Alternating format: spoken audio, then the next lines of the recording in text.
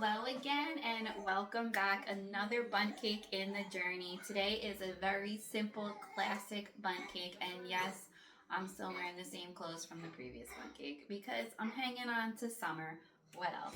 So today is a really easy classic bundt cake. This is the ultimate cream cheese vanilla bean pound cake. So it's really a traditional bundt cake, and what I plan on doing this with this bundt cake is freezing it for when we have fondue night. So my kids love when we have fondue night. I heat up some different chocolates and I cut up a pound cake and let them dip it into the chocolate, and they absolutely love it. So I plan on baking it today and then freezing it because they can last up to 6 months in the freezer if you store them properly. Wrap them up nice and tightly. You can keep it up there for 6 months in your freezer. So I'm going to do that and kind of prepare for the holidays, I guess. So what you need is a 10-cup bundt pan, and I think this one is going to be beautiful because I love the individual slices that it makes. You need some heavy cream, some eggs, grab your vanilla bean paste. If you don't have actual vanilla beans, you're going to grab your vanilla bean paste, some butter, cream cheese, and some flour, and let's get started. You're going to preheat your oven to 325 and spray your bundt pan liberally so it comes out nice and clean. All right, let's get started on this. This is just a classic pound cake bundt cake, and I feel like it comes in handy for so many things. It looks beautiful on a dessert table.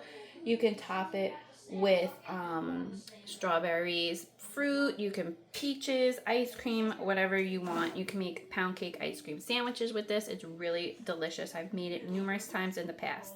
So we're going to start with our wet ingredients.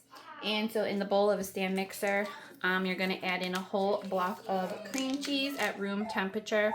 You can make this one with a hand mixer, and you can also make it with a whisk and a rubber spatula.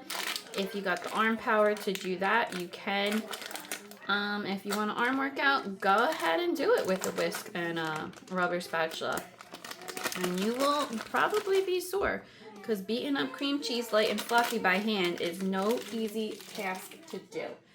So we got our butter in there, our cream cheese in there, and then you're going to need your butter, which is 3/4 of a cup, 1.5 sticks of butter. Goes right into there, so you already know it's gonna be nice and rich and creamy. And then we're gonna get our sugar. Basically, it's just white sugar is all you're going to need in here, and you're going to need 2 cups. And that's it. 2 cups of sugar, 400 grams, goes right in to your mixer bowl. So yes, it's going to be sweet, but it makes a big bundt cake. So don't panic thinking like, oh my God, that's a ton of sugar, because yes, it is, but this bundt cake is really big. So it's not like you're sitting there going to eat the whole thing by yourself. You might want to, but you're not going to.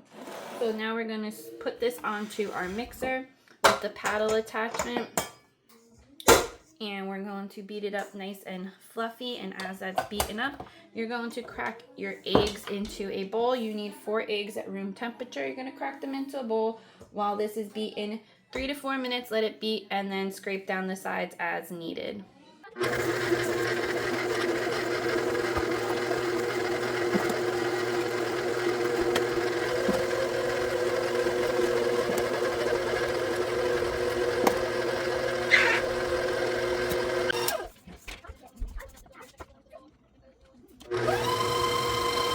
Your cream cheese, eggs, and sugar. No, cancel that. Once you got your cream cheese, butter, and sugar mixed, this is what it's going to look like. I'm not going to lie, it looks really good. You know you want to eat this straight. Put it on some like toast or something like that. Anyway, let me not get ahead of myself. So with the mixer speed on low, you're going to add in your 4 eggs, beating well after each one, and then we'll come back and we'll talk about our vanilla bean paste that we're going to add in there.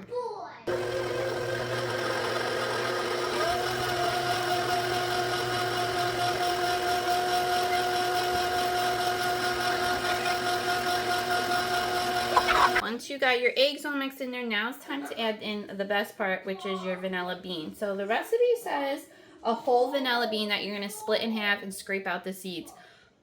I don't know about you, but I don't have whole vanilla beans. So I have the vanilla bean paste. This is bourbon vanilla bean paste from Trader Joe's. It's only like $5 for this jar.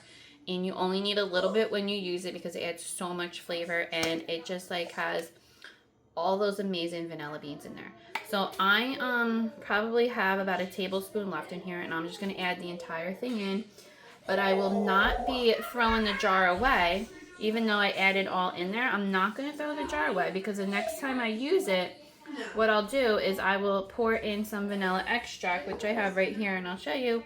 I just pour in my vanilla extract in here, and however much I want, I can fill it up or whatever, and then I just put the jar on, the lid on the jar, give it a shake, and then you have, it just kind of gets all the vanilla beans that you're going to throw away. So don't throw away the jar if you have vanilla bean paste. Add in some more vanilla extract, give it a quick shake, and they'll all come loose, and then you can keep using it. So I added that in there. I'm going to beat it on low just to get the vanilla beans. You can see them in there. If you can't, let me zoom in. So you can see the vanilla beans in there.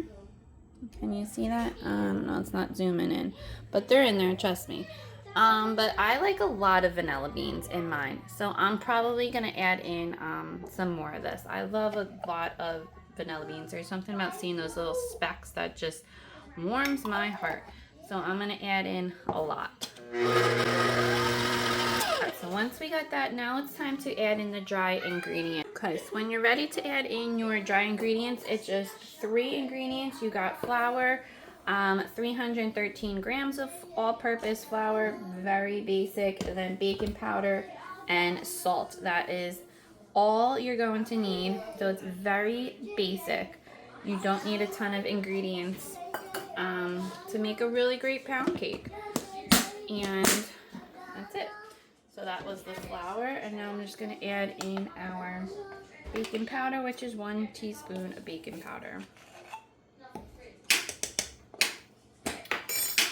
A little bit of salt goes in here, and this is just the salt you get from anything. And then we're going to add it on. We're going to start with the mixer on slow, and then we're going to alternate between flour and room temperature heavy whipping cream. We're going to alternate flour, whipping cream, flour, whipping cream, flour. Make sure your mixer speed is on low when you do this so you don't end up in a snowstorm.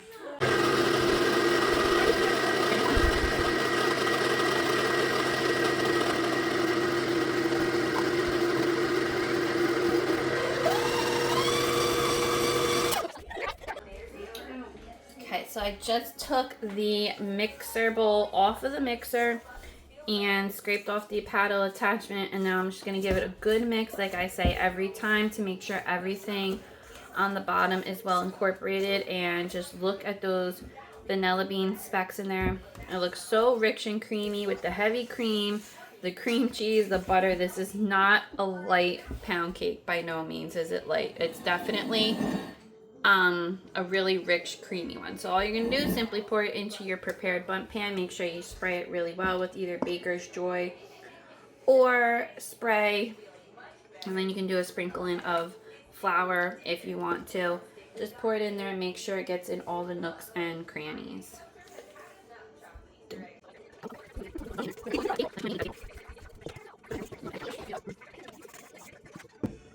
Once you got it all in your pan, just smooth out the tops as best you can, and make sure you clean off your spatula so that you don't waste any of that delicious filling.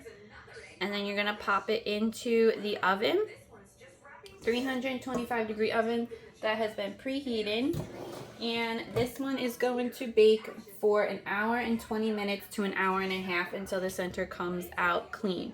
If it starts to brown too quickly on the top, cover it with foil and continue baking.